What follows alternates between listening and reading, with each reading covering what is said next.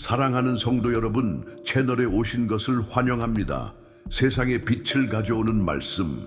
이곳에서 우리는 기도와 묵상, 그리고 하나님의 말씀에 대한 깊이 있는 연구를 위한 공간을 찾습니다. 우리의 목적은 성경의 진리를 명확하고 영감을 주는 방식으로 전달하여 여러분이 영적으로 성장하고 주님과의 교통을 강화하도록 돕는 것입니다. 우리가 준비하는 각 비디오는 성경의 핵심을 탐구하고 신성한 빛이 우리 삶을 변화시키도록 할 수 있는 기회입니다.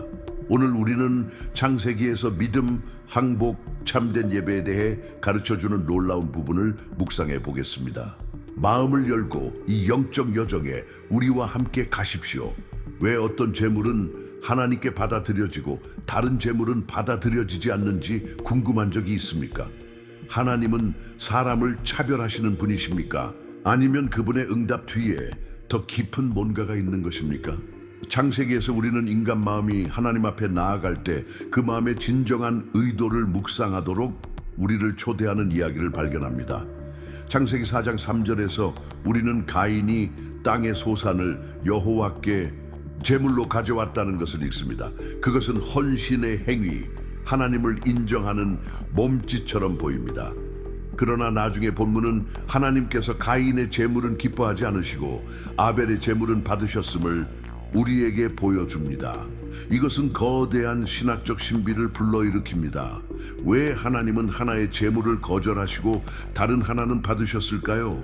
문제를 제공하는 유형을 선택했습니까? 아니면 더 깊은 문제가 있었습니까? 대답은 드리는 사람의 마음에 있습니다. 성경은 하나님께서 제물의 외적인 모습만 보시는 것이 아니라 그것을 드리는 사람들의 내적 성향도 보신다고 가르칩니다. 히브리서에서는 아벨이 믿음으로 제물을 바쳤고 자신이 가진 가장 좋은 것을 하나님께 드렸음을 보여줍니다. 이는 가인의 제물이 동일한 성실성과 헌신 없이 이루어졌음을 시사합니다.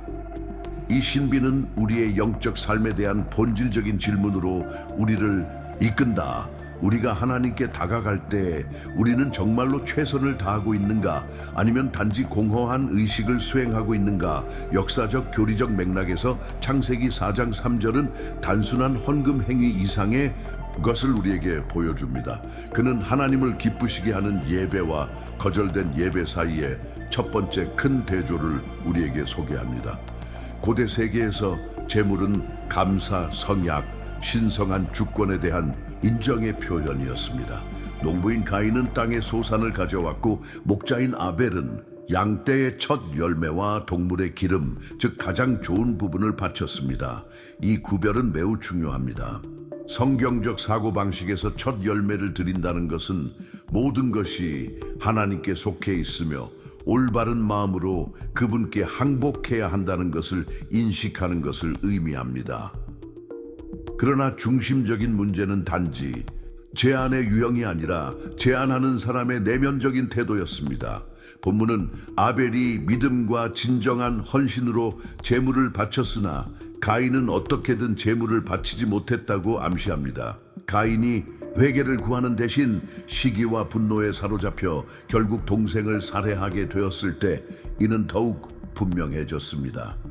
이 에피소드는 인류 역사의 비극적인 패턴의 시작을 보여줍니다. 죄는 인간을 하나님으로부터 분리시킬 뿐만 아니라 다른 사람들과의 관계에도 파괴를 가져옵니다. 그러나 이 구절은 가인과 아벨의 이야기에만 국한되지 않습니다. 그것은 훨씬 더 큰 신비, 즉 그리스도 안에 있는 구원을 가리킵니다. 하나님이 받아들이신 아벨의 희생은 수세기 후에 올참되고 완전한 희생, 즉 예수 그리스도의 희생의 모습을 예고합니다. 아벨의 피가 땅에서 부르짖어 불의를 고발한 것처럼 그리스도의 피는 자비와 구원을 부르짖습니다. 히브리서에서는 예수님의 피가 아벨의 피보다 더 크게 말한다. 히브 15:20고 가르칩니다. 왜냐하면 아벨이 폭력과 시기의 희생자였을 때 그리스도께서는 인류의 구원을 위해 자발적으로 자신을 버리셨기 때문입니다. 더욱이 가인의 거절된 제사는 기계적으로나 피상적인 방법으로 하나님께 어떤 것을 드리는 것만으로는 충분하지 않다는 것을 우리에게 가르쳐 줍니다. 하나님은 산 제사, 진실한 마음, 완전한 항복을 원하십니다. 이것은 예수님께서 완전한 순종과 절대적인 사랑으로 하느님께 뿐만 아니라 당신 자신에게도 선물을 드리는 십자가에서 완전히 실현되었습니다. 가인이 참된 마음에 의 없이 그의 행위의 열매 중 일부를 가져온 반면 그리스도께서는 자신을 결정적인 제물로 삼으시고 하나님과 인간 사이의 교통을 회복시키셨습니다. 그러므로 가인과 아벨의 이야기는 단지 과거를 다시 이야기하는 것이 아닙니다. 그녀는 우리가 하나님과 다른 사람들과의 관계를 성찰하도록 도전합니다. 우리는 우리 중 가장 좋은 것을 주님께 드리고 있습니까? 우리의 삶은 아벨의 항복을 반영합니까? 아니면 가인의 피상성을 반영합니까? 그리고 무엇보다도 우리는 참 숭배라는 새로운 삶으로 우리를 초대하는 최고의 희생을 그리스도 안에서 인식하고 있습니까? 이 구절에서 우리가 스스로에게 물어봐야 할 질문은 다음과 같습니다. 우리는 하나님 앞에 자신을 어떻게 제시하고 있습니까? 우리는 아벨처럼 우리 중 가장 좋은 것을 그분께 드리고 있습니까? 아니면 가인처럼 진정으로 항복한 마음 없이 단지 종교적 의무를 이행하고 있습니까? 이 이야기는 하나님께서 단순히 공허한 의식만을 기뻐하시는 것이 아니라 진실한 마음과 참된 믿음, 순종과 사랑으로 특징 지어지는 삶을 원하신다는 것을 가르쳐 줍니다. 당신의 영적인 삶에 대해 생각해 보십시오. 기도할 때, 미사에 갈 때, 누군가를 도울 때 사랑과 감사의 마음으로 하시나요? 아니면 습관적으로 하시나요? 당신이 하나님께 당신의 시간, 일, 선물을 드릴 때 당신이 가진 가장 좋은 것을 드리는 것입니까? 아니면 남은 것을 드리는 것입니까? 가인과 아벨의 이야기는 하나님께서 외모 너머를 보시고 우리와 진정한 관계를 맺기를 원하신다는 것을 보여줍니다. 그리고 그 이상으로 이 구절은 우리에게 직면하지 않은 죄의 위험성에 대해 경고합니다. 가인은 회개하고 자신의 재물을 개선하려고 노력할 수도 있었지만 시기와 분노를 품는 길을 택했고 이로 인해 끔찍한 범죄를 저지르게 되었습니다. 우리는 얼마나 자주 우리 안에 나쁜 감정이 쌓이도록 허용합니까? 분노, 시기, 용서하지 않음, 주변 사람들에 대한 말없는 분노, 이 모든 것이 우리를 하나님으로부터 분리시키고 잘못된 결정을 내리게 할 수 있습니다. 오늘 당신을 위한 도전은 이것입니다. 당신의 삶을 살펴보고 당신이 하나님께 무엇을 바쳤는지 자문해 보십시오. 당신의 시간, 당신의 재능은요, 당신의 마음, 더욱이 당신은 내면에서 일어나는 부정적인 감정을 어떻게 다루어 왔습니까? 하나님은 가인에게 죄가 문 앞에 왔지만 그것을 다스려야 한다고 경고하셨습니다. 우리도 마찬가지입니다.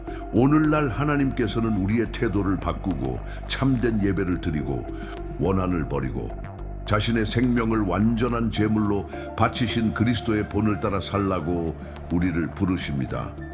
하나님께 더 가까이 다가가고 싶고 헌신과 마음에서 뭔가를 바꿔야 한다고 느낀다면 지금이 바로 그때입니다.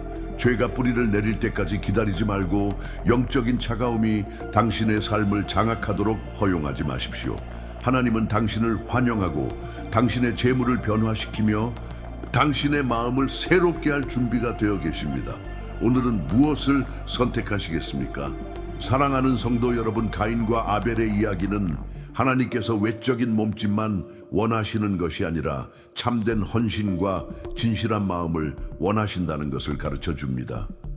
그분께서는 우리에게 진정한 신앙을 갖고 최선을 다하고 죄가 우리 삶에서 자리를 찾지 못하도록 우리의 감정을 살피도록 초대하십니다. 오늘 당신에게는 선택할 기회가 있습니다. 피상적인 상태에 머물거나 자신을 온전히 주님께 드리는 것입니다. 이 말씀이 당신 안에서 참된 예배의 삶으로 하나님을 기쁘시게 하려는 깊은 열망을 일깨워 주기를 바랍니다. 성령께서 지금 당신의 마음에 영감을 주시는 변화를 미루지 마십시오. 묵상해 보십시오. 당신이 주님께 드리는 헌금의 품질은 어떠했습니까? 당신은 아벨의 마음을 배양했습니까? 아니면 가인의 무관심이 장악하도록 허용했습니까? 이 메시지가 당신에게 감동을 주었다면 하나님께서 당신의 마음에 어떻게 말씀하고 계시는지 댓글로 나눠주세요. 좋아요를 남기고 채널을 구독하고 알림을 켜서 믿음을 강화할 수 있는 가르침을 놓치지 마세요. 우리는 함께 영적 여정에서 성장하여 영과 진리로 참된 예배자가 될 것입니다. 하나님께서 당신의 삶을 축복하시고 세상에 빛을 가져오는 말씀을 만날 때까지 축복하시기를 바랍니다.